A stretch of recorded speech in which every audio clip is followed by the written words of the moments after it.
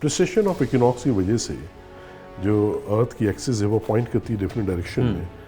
तो इस समय जैसे वो पोल स्टार हमारे जो है उसकी तरफ पोलरिस ध्रुव की तरफ पॉइंट कर, तो उस समय कोई और पोल स्टार था?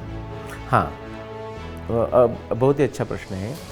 इनफैक्ट उस समय पोल ऐसा डिस्टिंक्ट दिखने वाला तारा ही नहीं था वहाँ उस जगह, इसलिए डिस्टिंक्ट पोल स्टार ही नहीं था।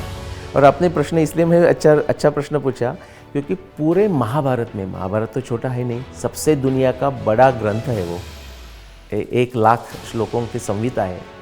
उसमें आपको एक रेफरेंस भी महाभारत के समय के और महाभारत के कनेक्शन में आता नहीं कि जहाँ ध्रुव तारे का वर्णन हो। पूरा महाभारत में ध्रुव तारा का वर्णन नहीं आता। इसका कारण यह है कि महाभारत के समय में अभी जैसा हमारा पोलारिस है वैसा ध्रुव तारा ही नहीं था।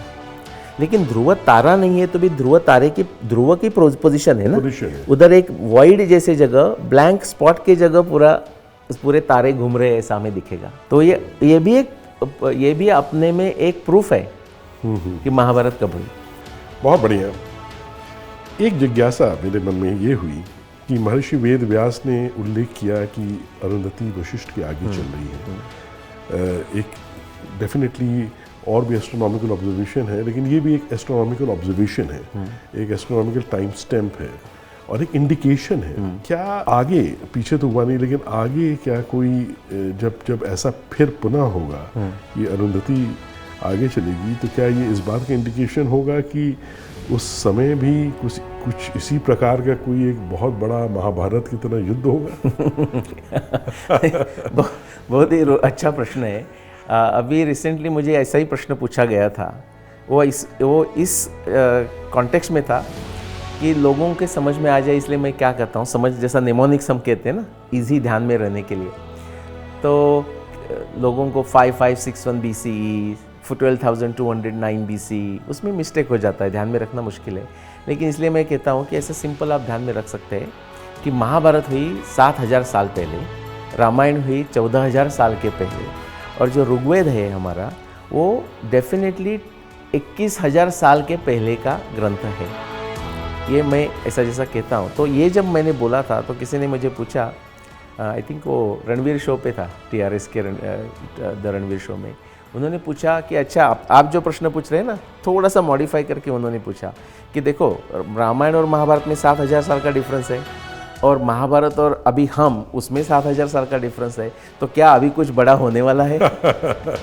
तो मैंने कहा कि ये न्यूमरोलॉजिस्ट के लिए अच्छा प्रश्न है और मैं न्यूमरोलॉजिस्ट नहीं हूँ, तो मुझे उसका उत्तर पता नहीं। लेकिन अगर इसमें थोड़ी शोध की जाए कि जिस तरीके के एस्ट्रोनॉमिकल इंडिकेशंस हुए थे उस समय, एस्ट्रोलॉजिकल जो उसमें इंडिकेशंस हैं और जो ओमेन्स हैं, उसमें बहुत से महाभारत में ओमेन्स का भी जिक्र है कि वो भी एक अपने आप में एक शास्त्र है। तो अगर उस तरीके की चीज़ें अगर पुनः फिर अगर देखने को मिलेंगी तो फिर ज़रूर कुछ बड़ा होने वाला होगा। हाँ, उसका मैं एक संक्षिप्त उत्तर देता हूँ। आपने दो बातों का उल्लेख किया। एक कि उसमें सब तारों का जो वर्णन था, तो एक पर्टिकुलर तारों का कॉम्बिनेशन है तो कुछ होता है क्या, like cause and causation, like causation and correlation. तो मेरा ये कहना है कि ये कॉजेशन नहीं है, ये कोरिलेशन है। मैं आऊँगा उसके उत्तर में।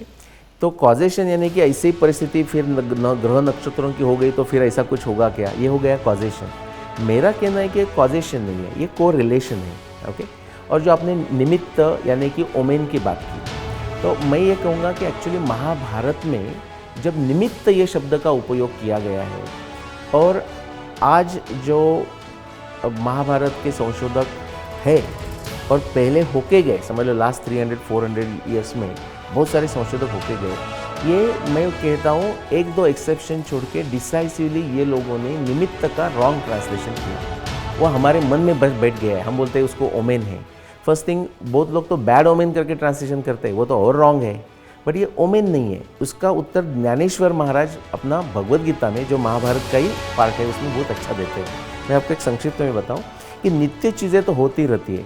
हमारे वॉल पे जो घड़ी है वो चलते रहती है, वेदर हम उसके तरफ देखें या न देखें। लेकिन जब हमें समय देखना होता है तो हम जाके देखते हैं, तो वो नित्य तो चल रही है, लेकिन हमें समय ढूंढना है तो हम जाके देखते हैं और बोलते हैं छोटा कांटा है वो इसके ऊपर है 4 के नज़दीक है, बड़ा कांटा 12 के है तो 4 बज गए। ये निमित्त हो गया, हमारा देखना ये निमित्त हो गया। सिमिलरली महाभारत युद्ध जब हो रहा है तो हो रहा है, राम रावण का युद्ध जब हो रहा है वो हो रहा है, लेकिन उसको टाइम स्टैम्प करने के लिए चाहे भगवान वाल्मीकि हो या चाहे भगवान व्यास जी हो, उन्होंने वो नोट डाउन करने के लिए, बिकॉज भारतीय संस्कृति में एस्ट्रोनॉमी इज टाइम, तो वो नोट डाउन करने के लिए उन्होंने नोट डाउन किए। और ये बहुत इंपॉर्टेंट बात है, ये ज्ञानेश्वर महाराज इतना अच्छी तरह से समझाते हैं 18 चैप्टर में। आप घर में रोज़ कुक करते रहते हो, घर स्वच्छ भी रोज़ करते हो, लेकिन आपके यहाँ कोई गेस्ट आने वाले हैं तो एक विशेष इच्छा रख के आप स्वच्छ करते हो, या विशेष इच्छा रख के आप बहुत सारे पकवान बनाते हो। ऐसी बात है, अभी महाभारत युद्ध एक विशेष घटना हो रही है करके ज़्यादा पॉइंटेड आकाश का निरीक्षण किया गया व्यासदेव जी ने और उसको एम्बेड कर दिया, क्योंकि टाइम स्टैम्प करना ही है एस्ट्रोनॉमी इज टाइम। तो इसलिए मैं ओमेन को मानता नहीं, और मैं मानने वाली वो व्यू पॉइंट नहीं है। एक्चुअली निमित्त का ये अच्छा डेफिनेशन है कि नित्य का निमित्त कैसा होता है, वो ज्ञानेश्वर महाराज बहुत ब्यूटीफुली एक्सप्लेन करते हैं। तो हमें ओमेन से दूर जाना चाहिए, ओमेन से इसलिए हमें दूर जाना चाहिए, और मुझे तो ऐसा लगता है कि कॉजेशन से भी दूर जाना चाहिए, क्योंकि राजा कालस्य कारणम, हम हमारे प्रारब्ध का भी निर्माण करते हैं। हम क्या कर सकते हैं वो हम ही निर्माण कर सकते हैं। ऐसा नहीं कि हम हेल्पलेस है और एक 7000 साल के बाद फिर युद्ध होने वाला है। खैर, ये तो एक प्रकृति का क्रम है, ये तो सृजन है, संरक्षण है, संहार है, ये तो होगा। हाँ, यदा यदा ही धर्मस्य ग्लानिर्भवति भारत, ये तो होता ही रहा है। मतलब हम तो बस जो पास्ट में जो चीज़ें मेंशन है, अगर उस दृष्टि से अगर हम भविष्य को भी देखें तो शायद कुछ इंडिकेशंस हमें मिल जाए। हाँ। उस दृष्टि की हम बात कर रहे हैं। विचार अच्छा है, विचार भी अच्छा है, दृष्टि भी अच्छी है। हाँ। तो जिसका एस्ट्रोलॉजी में जो आपका भी विषय है जी, उसमें है, उसमें तो है। हाँ। वो आप कह सकते हैं क्योंकि पराशर होरा शास्त्र में जैसा कहा है। हाँ। कि आपका जो प्रारब्ध है, जैसा एक कोई डिसीज के सिम्टम से डिसीज समझा जाता है, हाँ, हाँ, सिमिलरली आपका जो प्रारब्ध है वो ग्रहों के माध्यम से आपको बताया जाता है। बिल्कुल, बिल्कुल।